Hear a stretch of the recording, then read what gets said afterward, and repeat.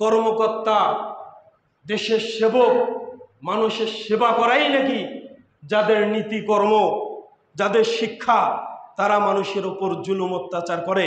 যে জনগণকে হেফাজত করার জন্য এই সমস্ত পুলিশ প্রশাসন, যে জনগণকে হেফাজত করার জন্য এই সমস্ত আর্মি বিডিআর, যে জনগণকে হেফাজত করার জন্য এই সমস্ত সেনাবাহিনী, সেই সমস্ত ব্যক্তিরাই যদি, সেই সমস্ত প্রশাসনেরাই যদি মুসলিম উম্মাকে, বাঙালি জনগণকে সেই বুক ঝাঁঝরা করে দেয়, তাহলে বাঙালি মুসলিম উম্মাকে রক্ষা করবে কে? তুমি বাঙালি মুসলিম উম্মার টাকা দিয়ে চলো, তুমি বাংলাদেশের জনগণের টাকা দিয়ে তুমি নিজে চলো, তোমার পরিবারকে চালাও, তোমার বংশকে চালাও, তুমি সেই বাঙালি জনগণের উপরে তুমি জুলুম অত্যাচার চালাবা, তুমি সুন্দরভাবে বাঁচতে পারবা? কখনো নয়। আল্লাহ সুবহানাহু ওয়া তাআলা বিধান দিয়েছেন, আল্লাহ রাসূল বিধান দিয়েছেন, আন-নাফসু বিন-নাফস, হত্যার বিনিময়ে হত্যা। যদি কোনো ব্যক্তিকে নিরপরাধভাবে যে কোনো পর্যায়ের লোক যদি হত্যা করে, তাহলে তার বিনিময়ে তাকে হত্যা করতে হবে। শাসকের উচিত কোনো জনগণের উপর কখনোই জুলুম করা যাবে না, কোনো পরিবারের উপরে কখনোই জুলুম করা যাবে না। অবশ্যই এর ন্যায্য অধিকার, এর ন্যায্য বিচার, ন্যায় বিচার অবশ্যই সেই পরিবারকে দিতে হবে। এটা যে কোনো মূল্যে, এটা আপনার উপরে দায়িত্ব। আমরা আহলুল হাদিস, বাংলাদেশ জমিয়তে আহলে হাদিস সরকারের কাছে এই সংকটাপন্ন সময়ে, এই ফিতনার সময়ে 6টা প্রস্তাব, 6টা দাবি পেশ করেছে। তার একটা দাবি হলো যে শিক্ষাঙ্গনের যে অবস্থা চলছে, যে বর্বর অসভ্য অবস্থা চলছে, যেখানে সন্ত্রাসী কর্মকাণ্ড পরিচালনা হচ্ছে, এই সমস্ত শিক্ষাঙ্গনের পরিবেশ যে কোনো মূল্যে সরকারকে ঠিক করতে হবে। এটা বাংলাদেশ জমিয়তে আহলে হাদিসের দাবি। জমিয়তে আহলে হাদিস আরেকটি প্রস্তাব পেশ করেছে, আরেকটি দাবি পেশ করেছে, যে কোনো মূল্যে যাদেরকে হত্যা করা হয়েছে, সেই 30 জন 40 জন ছাত্রকে হত্যা করা হয়েছে, এর ন্যায্য বিচার, ন্যায় বিচার অতি শীঘ্রই যেন বাস্তবায়ন করা হয়, এই সরকার যেন বাস্তবায়ন করে।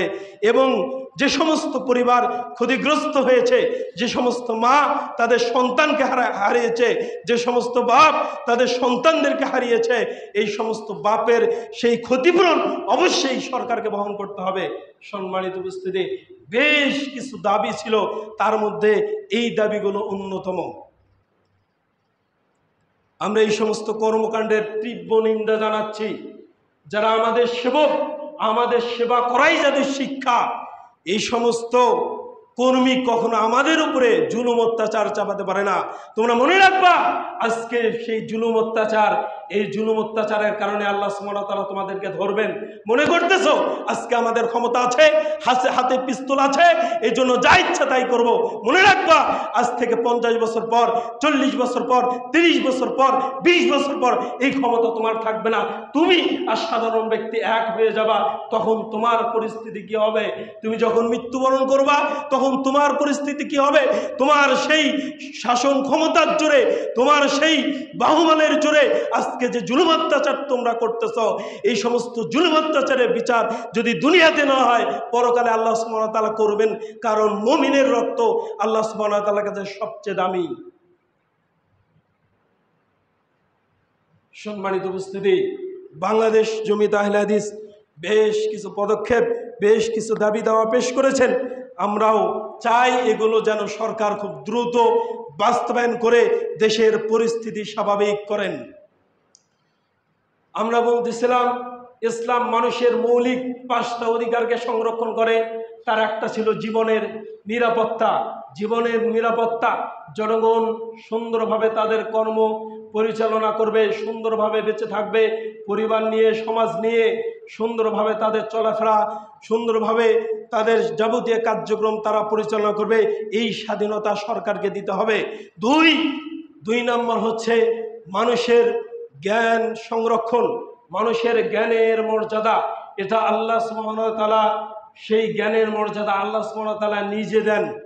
এই জ্ঞানের মর্যাদা আল্লাহ সুবহানাহু ওয়া তাআলা নিজে দেন, যে পৃথিবীর সব কিছু লানত প্রাপ্ত, অভিসম্পদ প্রাপ্ত 2 শ্রেণীর লোক ব্যতীত, তার একটা হলো আলেম আর একটা হচ্ছে তলবে আলেম। যারা ইলম অন্বেষণ করে আর যারা ইলম শিক্ষা দেয়, এই দুই প্রকার ব্যতীত যত ব্যক্তি পৃথিবীতে বসবাস করে এরা লানত প্রাপ্ত। এদেরকে আল্লাহ সুবহানাহু ওয়া তাআলা, এই দুই শ্রেণীর লোককে আল্লাহ সুবহানাহু ওয়া তাআলা লানত করেন না। এত মর্যাদা আল্লাহ সুবহানাহু ওয়া তাআলা এদের মর্যাদা স্বরূপ কোরআনে আল্লাহ সুবহানাহু ওয়া তাআলা আয়াত নাযিল করেছেন, সাবিল্লাযিনা ইয়ালামুনা ওয়াল্লাযিনা লা ইয়ালামুন, যে মুহাম্মদ সাল্লাল্লাহু আলাইহি ওয়াসাল্লাম আপনি বলুন, যারা জানে আর যারা জানে না, যারা জ্ঞানী আর যারা মূর্খ, তারা কি সমান হতে পারে? ইন্নামা ইয়াতাযাক্কারু উলুল আলবাব, নিশ্চয় যারা জ্ঞানী, যাদের ভিতরে জ্ঞান আছে, যাদের ভিতরে ইসলাম আছে, এরাই উপদেশ গ্রহণ করে। একথা আল্লাহ সুবহানাহু ওয়া তাআলা বলেছেন, আলা কুল্লি মুসলিমিন, প্রত্যেকটা মুসলিমের উপর ইলম অর্জন করা ফরজ।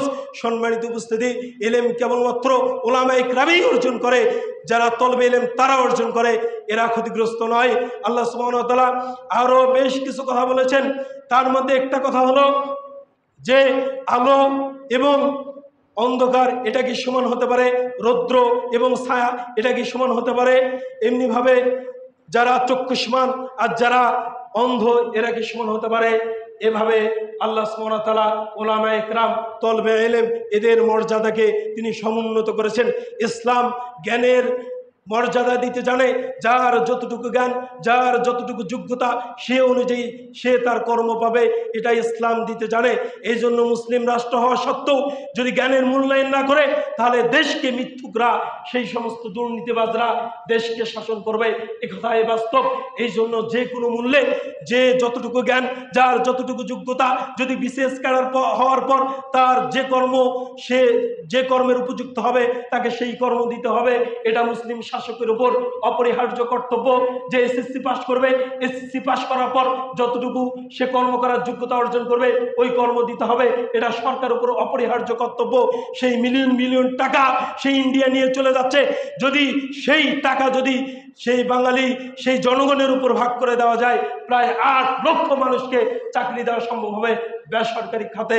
এমনিভাবে সরকারি যে সমস্ত খাত রয়েছে, প্রায় 15 লক্ষ খাত রয়েছে, এই সমস্ত খাতে জনগণকে নিযুক্ত করা যায়। যারা বাহির দেশ থেকে আসে রেমিটেন্স দিয়ে যাচ্ছে, যে ধনী হয়ে যাচ্ছে, অথচ বাংলা মুসলিম আজকে মাস্টার ডিগ্রি পাস করার পর তাকে গার্মেন্টসে খাটতে হচ্ছে।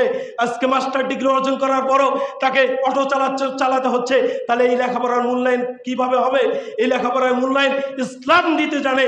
ইসলাম মানুষের জ্ঞানকে সংরক্ষণ করতে জানে। যে যতটুকু জ্ঞান অর্জন করবে, যার যতটুকু যোগ্যতা হবে, সেই অনুযায়ী কর্মের ব্যবস্থা করবে। এই জন্য হাজারো লাখো মাদানী আলেম হওয়া সত্ত্বেও বাংলাদেশে তার কর্মের ব্যবস্থা হয় না। সরকারিভাবে তার সেই যোগ্যতাকে কাজে লাগানো হয় না।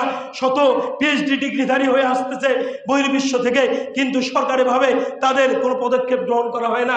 এই জন্য অবশ্যই ইসলামের দিকে ফিরে আসতে হবে।